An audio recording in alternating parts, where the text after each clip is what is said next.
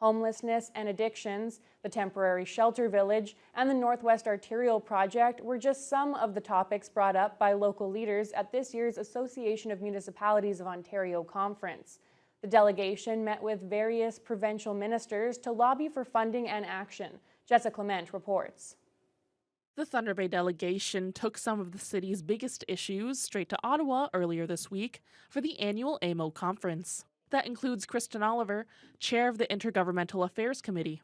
One of the main topics brought up was the homelessness and addictions crisis. Oliver says they focused that discussion on how unique Northern Ontario's needs are compared to the rest of the province. One of the asks that we had to the province was to look at communities in Northern Ontario a little bit more different than funding opportunities that larger centres in Southern Ontario can leverage, in the sense that those that continue to manage and operate their own housing, they have a different opportunity to address homelessness in a much different way than we do here in the city, recognizing we rely on our DSAB.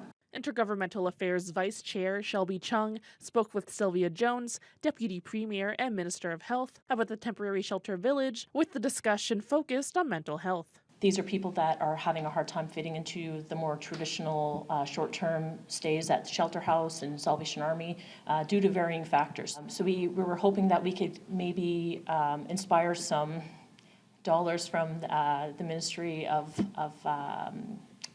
with Sylvie Jones and hopefully get some funding in that regard. Oliver says the delegates also discussed the upgrades to the Thunder Bay Expressway and the Northwest Arterial Project, estimated to cost around $33 million.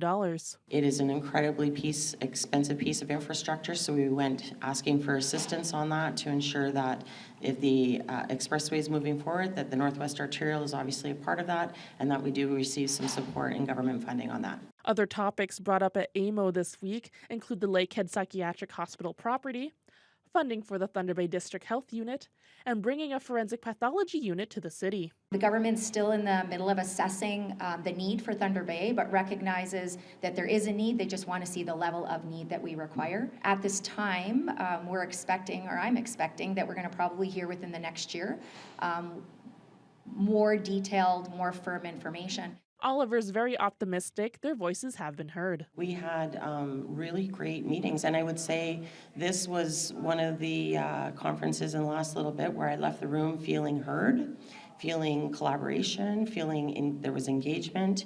The discussions certainly have me feeling pretty optimistic. Jessica Clement, TBT News.